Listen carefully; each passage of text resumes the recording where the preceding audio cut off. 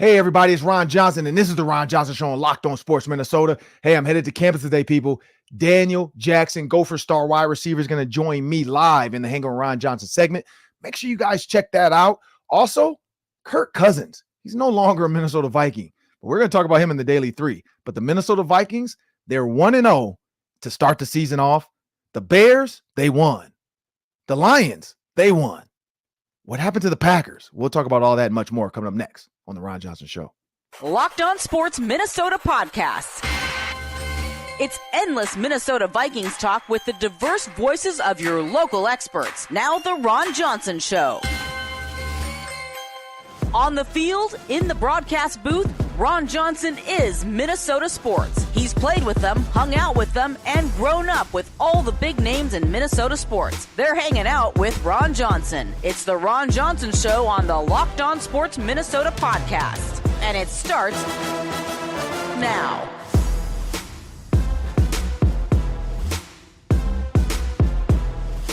Hey, everybody, I'm Ron Johnson, and this is the Ron Johnson Show on Locked On Sports Minnesota. Thank you guys for joining me. As we said, we are on YouTube. So for those just joining on YouTube, we thank you. For those on Amazon Fire and Roku, we appreciate it. Those not, you can always download those apps as well. But of course, wherever you get your podcast, I just want everybody to know that we love sports. And as I bring my producer into the show, Sam Ekstrom, here's the thing about sports that I love so much and understanding sports and where we're at. Sam, it's a beautiful Tuesday. The birds are chirping, sun's out. There's no rain in the forecast anywhere in sight. We've had enough rainstorms here in Minnesota. But Sam, it was almost a perfect weekend. You had the Gophers, the Vikings, Packers, Hawkeyes.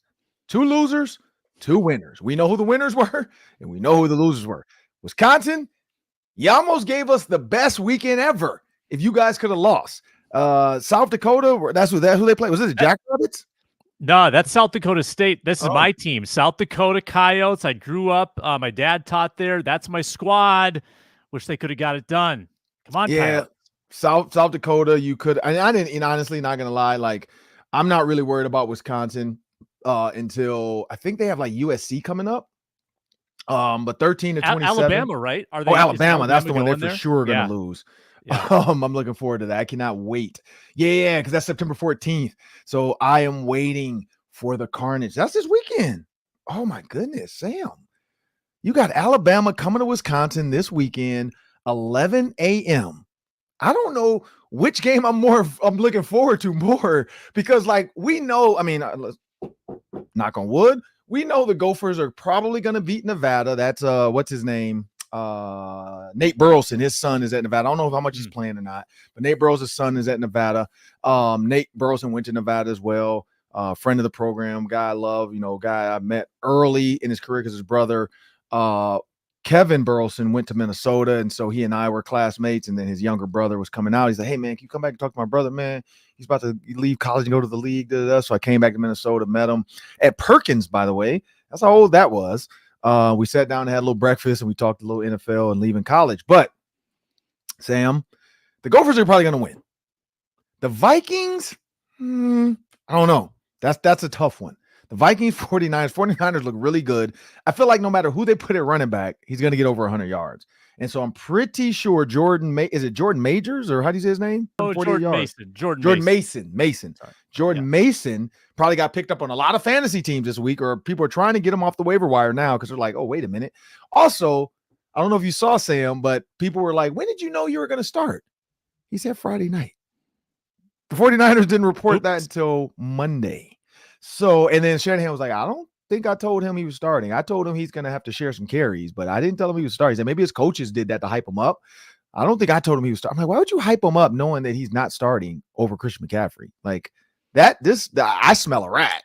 I smell a, man, you screwed up my parlay.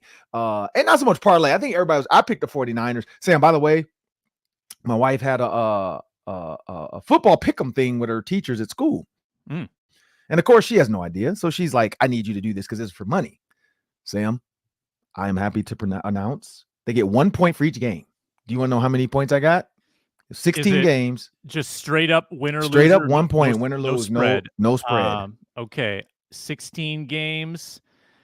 We had some upsets. There were. Like we had some Bengals. Yep. I'm going to say you got 14. Sam, you were very close. I got 15. Wow. I literally got them all except for the Bengals. I did not have that one. And here's the one. Some of the upsets, like which one would you? So this is when I did it. I don't think I was realizing some of these were upsets. I was just picking kind of this is what last year's team looked like. This is what I think they could be this year. NFL week 1, I'm like, you never really know. I didn't know who was hurt. I didn't realize. I'm glad I didn't know Christian McCaffrey was hurt. Because I might have Aaron Rodgers might pull this one off. I think there's 3 teachers she was tied with before the Monday night game. That all of them had 14, which I'm like, that's crazy. But 3 other teachers had 14, and I think one of the other. I think the head of school, so the principal, her, and one other teacher were tied at 14. I don't know where they all landed on this 49ers game because I know a lot of them are former Aaron Rodgers fans, and everybody was maybe thinking the Jets is the one you pick. But which ones would you have called upset, Sam? Because now that I'm looking at it, there's not that many surprising results. I would say that the Falcons losing in Kirk's debut to Justin Fields, maybe a bit surprising. Obviously, Patriots beating the Bengals. Other than that, there's not too many.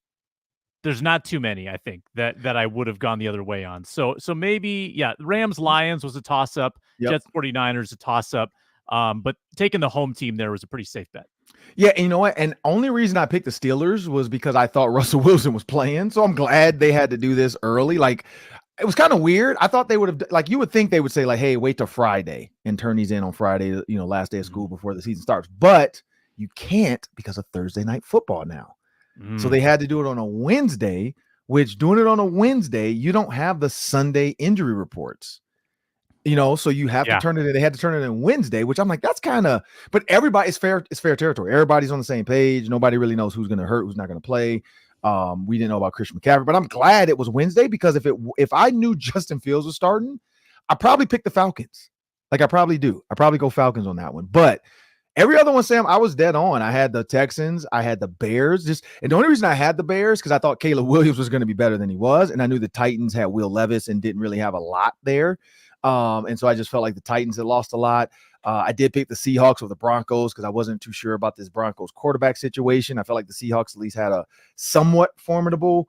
I thought the Chargers over the Raiders was easy. I thought the Dolphins over the Jags. I thought it was going to be easier than that was. That was a closer game than I thought it was going to be. I thought the Dolphins were going to boat race them just because of the speed. But, I guess the Jags defense is better than people give them. Or maybe the Dolphins were a little rattled, even though they're acting like they weren't from that morning's incidents. And maybe those cops had a little bet on the game and they wanted to keep it even and say, let's arrest Calais Campbell. Let's arrest Tyreek Hill. Let's have them start the game without Tua. Let's pull Tua over. I'm pretty sure Tua has some warrants because we got bookies and we got millions on this game down in Dade County. But Eagles over Packers. That's the one where I think a lot of her constituents, I guess you can call them, or coworkers probably went Packers. Because they're high up on the pack. And it was a close game up until Jordan Love got hurt. And then it was like, you have no chance to come back here. And now, I don't know. This next week of picks is going to be tough because maybe we should do do you guys do a pick 'em segment for football? For the football party? The football party, we make 2 FanDuel bets. Spread. We do spreads. Yeah. Okay, yeah. Every week on FanDuel. Yep. So maybe you and I should start picking maybe our 3 games we want to do. And we keep, or maybe 5 games we do. We pick winner and loser that without the spread, just straight up and down, and kind of keep track of our record throughout the season. Kind of like a lot of the pregame shows do, where they do picks. You pick 5 games. Here's the 5 games that we want to discuss, and we're going to give you our prediction, and then we'll keep a record for you and I throughout the season of that. So let's add that, maybe a graphic or something of our record in the previous games, and you and I can probably turn it in. Even though we don't have the injury report and stuff, we're doing this on a Tuesday, people. So please give us a little grace. We may or may not know somebody is hurt. We may or may not know the 49ers screwed it up. But I will say this, Sam, when you look at these picks, like the Cowboys, Browns, I thought the Browns defense was going to be better.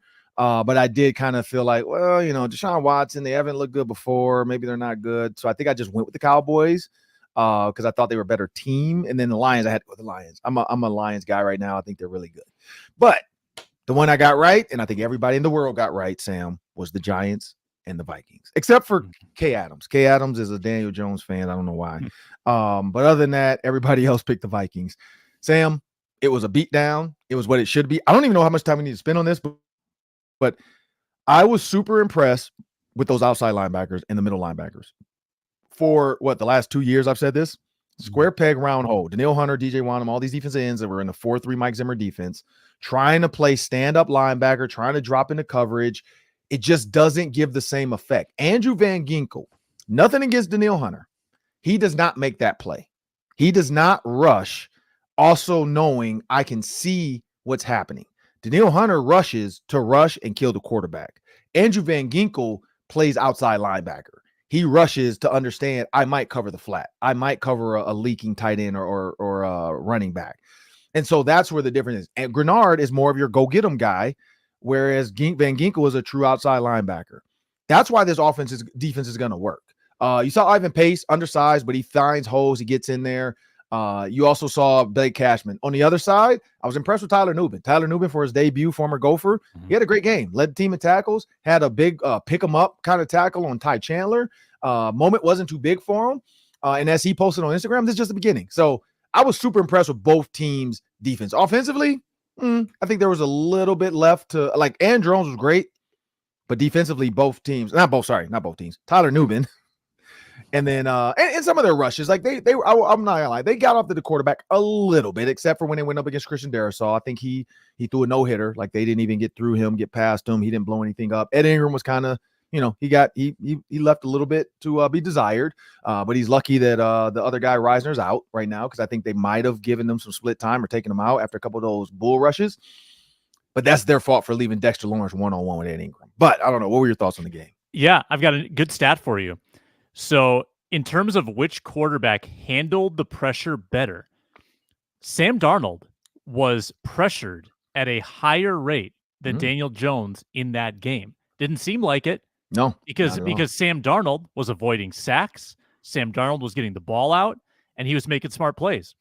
Daniel Jones, and again, the numbers are Sam Darnold, 42% of dropbacks he was pressured. Daniel Jones, 40% of dropbacks. Jones throws 2 picks and gets sacked 5 times. Darnold throws 1 pick, sacked 1 time, and had obviously a much more productive day.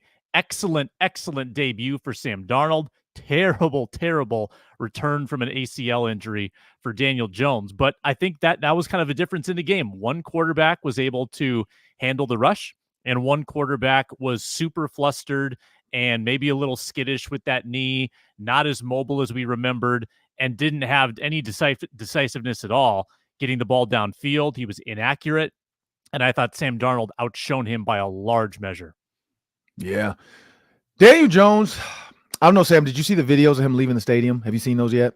So, well, Reggie texted us, right, and said that Jones was getting booed on his way to his car, I think. Yeah. Yeah, so I actually was on Twitter when it was happening, because I think I said that because you sent the parlay thing about Daniel Jones was gonna get booed heading into the in his own stadium. Halftime. Yeah. Into halftime.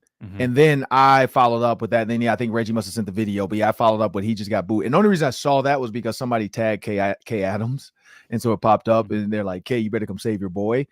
He's walking to the car and people are booing him, saying, you're stealing. Then there's a video today of the movie Rudy, when all the players are putting their jerseys on.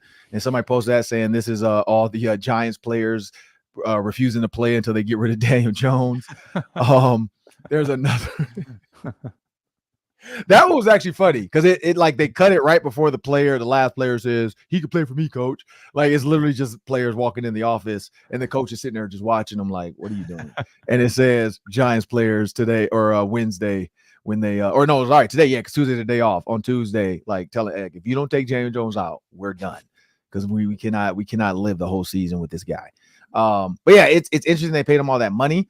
Unfortunately, they're stuck with him. They got Malik Neighbors, and so I know Malik Neighbors is probably like, dude, I'm about to waste my rookie season with this guy.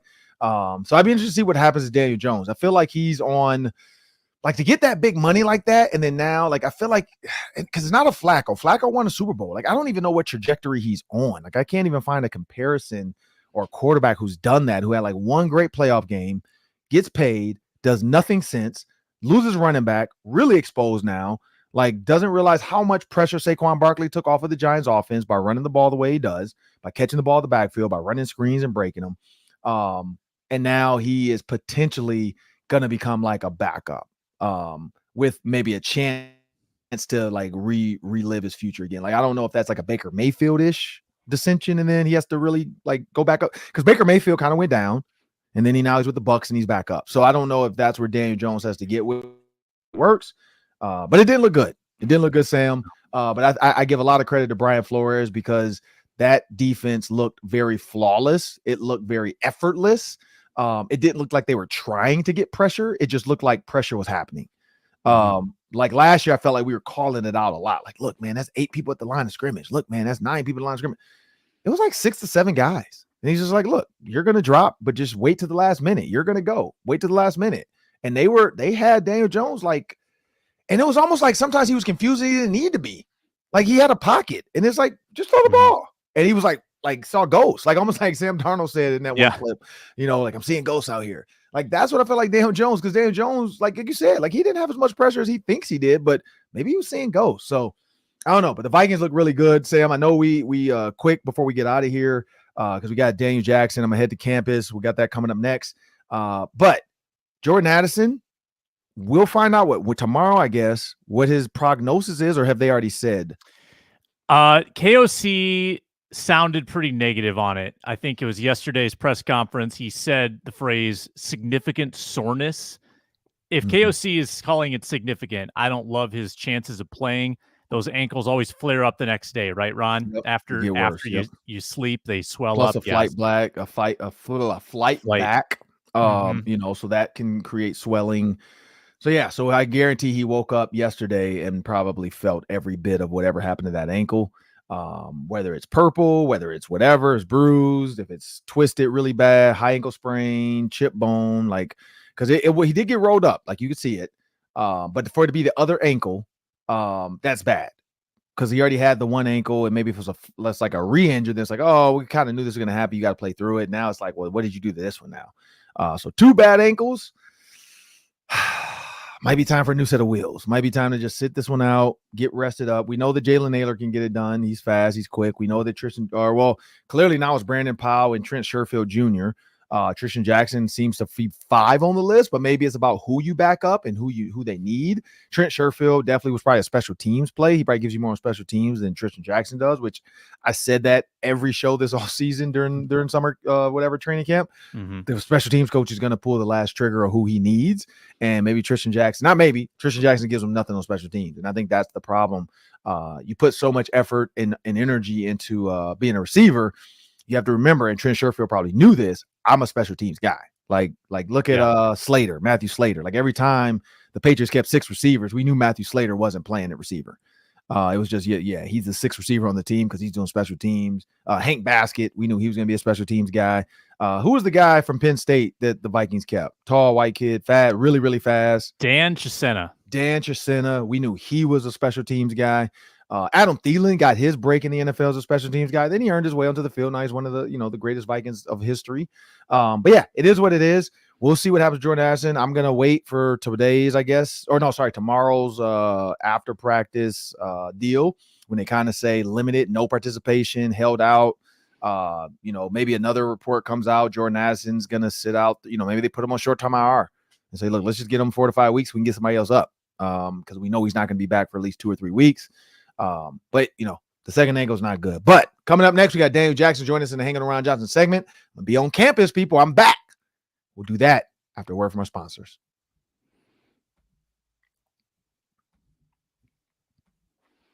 We are brought to you today by FanDuel. The early line, Vikings 49ers, is 5.5. The 49ers favorites in US Bank Stadium. Vikings home opener. That might be an intriguing number, or maybe a money line bet on the purple if you want to make some cash. You can do all of that at FanDuel, but you can also take advantage of the great new promotion at FanDuel, where you bet $5. This applies to all customers, by the way. Bet 5, get a 3-week free trial of NFL Sunday Ticket. That is occurring now through September 22nd. You've got 12 days left to take advantage of this offer. You can do it through YouTube and YouTube TV. With a YouTube TV base plan, you get access to all the out-of-market Sunday games. All you need to provide is an email address and a current form of payment. Check it out, FanDuel.com. Bet 5, get a 3-week free trial. NFL Sunday ticket at FanDuel, America's #1 sportsbook. Well, as I promised, it's time for the Hanging Out with Ron Johnson segment. I'm back on campus. I got to say, this is way different than 1998, but I got Daniel Jackson joining me, Gophers wide receiver. What year were you born? I was born in 2002. A while back, yeah. So 2002, I was headed to the NFL. Let's see, what else was I doing? I was buying my first house, and you were just being born. So when you thought about high school football, everything you've been through, man, did you ever think you would be in a Power 5 conference? I'll say at high school level, I knew I kind of had an advantage at that point, but I didn't pick up my first offer till sophomore year. So, I mean, freshman year is just a grind, and you never know where you're going to end up, but you know you want to play college football at some level. So, after getting my first offer, and then it just took off from there. So, I had an idea that I was capable. And you are close to 2,000 yards receiving. When you think about 2,000 yards receiving, you know, you got Tyler Johnson, Rashad Bateman, myself, Eric Decker. When you think about putting your name in those lists, I mean, you'll have a chance to keep going. I mean, you could probably get close to 2,900 yards if you start. I mean, because you guys have a bowl game. I'm predicting a bowl game. So you'll have a chance to get up there. Yeah. What does that feel like, though, to eclipse the 2,000-yard mark? No, it would definitely be an honor to be in the name of all those great Gopher receivers. And, you know, it's just time to keep working, you know, and be etched in history in Minnesota. You know, been here all since I committed as a freshman, and, you know, it's been a great time here. So it would be amazing to be etched in history. So when you look at last year, let's go back to last season, man. You had one of the toe-tappiest catches I've ever seen. One foot was still in the air, out of bounds. Yeah. The other foot, you had the wherewithal to catch it, keep that foot back, man.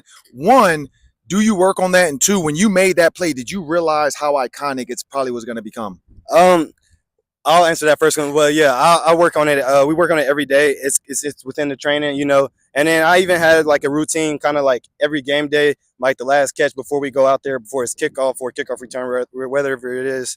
I'll do like a little sideline catch just to drag my foot, make sure I'm aware of where I'm at.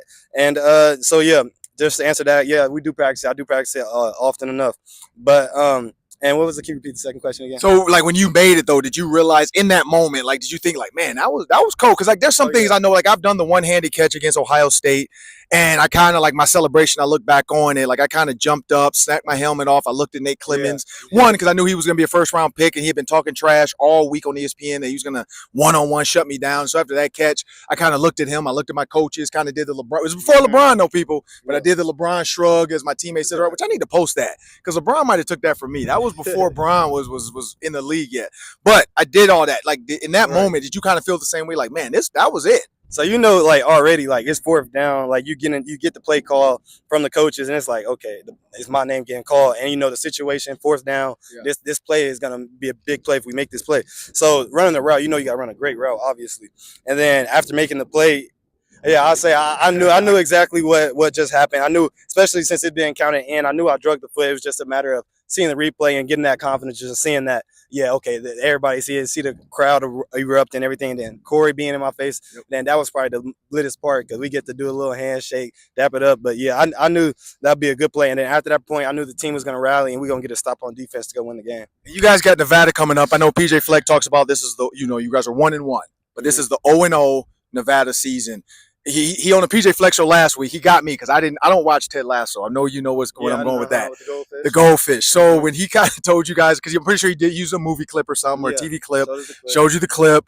When you guys heard that though, like, did you guys does that help you guys say, like, you know what, you're kind of right, man. We got to forget about what happened last week and move on to the next week. Right. No, I love to be a goldfish because that makes it just a simple way. Because a lot of it is just have a short memory, you know, and being a goldfish kind of gives it to a, you know, more of a visual, you know what I'm saying, to put into place and actually, you know, have that short 10-second memory loss, or not memory loss, but memory forgetting, where you can move on to that next play. So yeah, definitely, I love the synonym for it. Had you seen Ted Lasso? Because I had not. I cannot say I had beforehand, but seeing the clip that I have seen like an ad or something like that for it. So we'll see if I'll check it out. I'll check it out. I say, because Apple TV, they know they're listening. So every time PJ tells you guys something, your phones hear it, right? And they're gonna be on my phone later today or something. Exactly. because I hadn't seen it. PJ looked at me like I was crazy. Like, man, you haven't seen that? I'm glad to know it's a receiver you're thing. You're not the only one, but I shall check it out. But when you look at, moving on to Nevada, let's put Rhode Island, but let's look at Rhode Island really quick. You guys come out there, Max Brosmer, the question marks from the first game, of course, played slow to start the game, came through at the fourth quarter, a lot of quick game stuff, 2-minute offense, worked great. Were you ever wondering at what point is this offense going to get the explosion, or was that the game? Do you sit back and say, I've seen what this guy can do in practice, I'm waiting for this moment? Oh yeah, I trust him 100%. We worked throughout the whole, going back to when he first got here in January. So we all knew what he was capable of, and we seen it with that last drive, and even throughout the game, he still made plays in that first North Carolina game. But we definitely seen in that last drive him commanding the offense and taking realm of it. And then throughout the whole game, he went 26 of 30 or something like that. And that's great numbers for any quarterback. So we knew that he was capable. That's his gameplay. He's gonna be a smart, take care of the ball quarterback, and you just seen it improve. So normally I would have had something like a soft, because we're at Jane Sage Kyle Stadium, Gophers softball, nice environment. I was gonna see if you could catch a ball over the wall. We're not gonna do that. You got no Crocs. But did you play baseball growing up? I did play baseball growing up. I played it for maybe a year. I can't say I played, but I played for a year, and that's something that I would definitely want to, say for the future, get my kids into or something like that, because I wish I would have played more baseball growing up. And I know a pitcher here, Sydney Schwartz. She's from Chanhassen, where we live. She was our high school pitcher. She's now the Gophers pitcher at the University of Minnesota.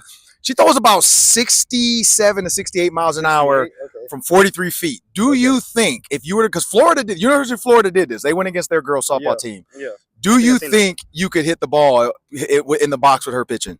In the box, if it's right down the middle, I think I'm gonna smack the ball. Yes, I think I'm gonna make contact for surely. Where it's gonna go is dependent on how equipped to back in the day I was. So. Well, I don't know. We'll see. But I think I can make definitely contact easily. I got to set that up for charity. We got to get the Gopher softball program involved in this, because my daughter plays softball, so I love it. So we're going to have to find a charity to make this happen. Right. But moving forward, looking at the rest of the season, man, what in Daniel Jackson's mind, what are you looking forward to next with the next game against Nevada? With this next game is just going 1-0 as a team, and individually just making sure our offense execute.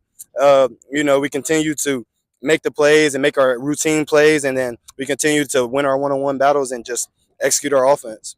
And you are playing with, I don't know if you know Donald Driver. He's older. Yeah. Donald Driver played when I played, a little bit older than me too, though. But when you hear about Donald Driver, you got Christian Driver, his son. What have you seen from Christian Driver early on? Because he got his first touchdown early on this season, first college touchdown, which I remember mine. I know he's going to remember his. He did it at home. I happened to do it at Houston in 1998 on the road, our first game, but he got it at home. What have you seen from that young kid? Yeah, shout out my boy Driver. Congrats on your first tut. But he got elite quickness. His quickness, his short area quickness, his twitch is very, very elite. Very similar to his dad. His dad was a great receiver. He always got open, reliable receiver. And that's something Christian is very good at, is getting open and creating that separation from the defender. So I think that's a great talent he has. And I've talked to some scouts. I know Ariante Ursary, yourself, Justin Wiley. You guys all have a chance to play on Sundays. What do you want Gopher fans to remember most about Daniel Jackson in your fifth season? That's a great question. What do I want Gopher fans to remember most about me in my fifth season? I want to remember he was fun to watch. He was always energetic on the field. He always had fun out there, looked like he always had fun out there playing. So. And when you look at this new offense, I know it's similar, but there's some new twists and turns to this offense. Greg Harbaugh has talked about this. PJ mentioned it. When you guys look at your offense and just being out there as a group, you understand the play that's coming in. Max now can talk to the coach in the headset. Has that helped the communication with him being able to communicate with the coaches on the sideline versus having a wristband or hand signals? Yeah, it helps extremely. Just talking to him, and even I'm getting keys from the coaches throughout the huddle. So he's able to tell me something or tell Brosmer or something, and then Brosmer able to relay it to me. So I think that's a great addition to it. And just also talking with the receivers in the huddle, just play to play. So something we used to always look to the sidelines. We never used to get to a huddle and chat with the other receivers of what you're seeing, what that DB is looking like. So us being able to get to the huddle and kind of share a quick 2-second message with each other is something that I think is really good and fun to have. And I know you can't look ahead. PJ says never look ahead. Right. I know you can't do that. Mm-hmm. But 6:30 p.m. They just told you guys Maroon out versus Iowa at home. In your mind, are you already thinking like this is how I need to dress? Or because I know PJ said he kind of lives like he lets you guys kind of decide on the uniforms a little bit, but then there's also the equipment staff, the coaches have to approve it. Right.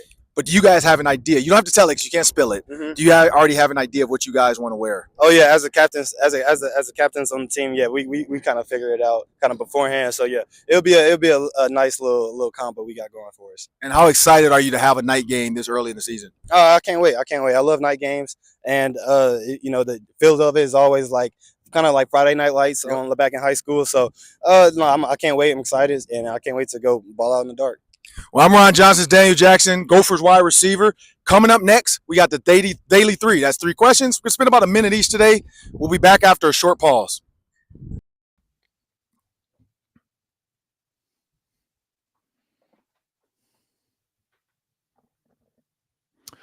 Well, now it's time for the Daily 3. That's 3 questions. About a minute each today. Take it away, Sam. Let's talk Packers and their situation right now. Jordan Love has a knee injury. It looked like it might be a season ender when it happened. The pain he was in, the replay, the knee popping, it looked bad. Probably not as bad as we thought. So it's dangerous to be an online doctor, but it's a sprained MCL. He's out for multiple weeks. He's not on IR yet, which is interesting. So he's probably going to miss, I don't know, a month, maybe 3 weeks. What does that mean for the Packers in the NFC North race? Well, that screws them up in the NFC North. They're already down at the bottom of the list right now. So that's the first problem with them. You look at, the standings, you got the Vikings, Bears, and the Lions who all won. Packers didn't win. When you look at their upcoming games, and that's what I'm kind of looking at right now with the Packers, that's what I'd be worried about with them. Like, where are we at? How does this put us? Who does this put us behind?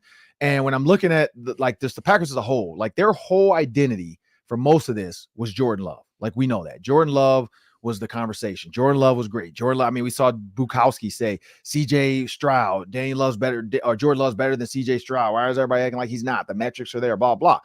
Well, now this guy that was supposed to do all this stuff for you is no longer there.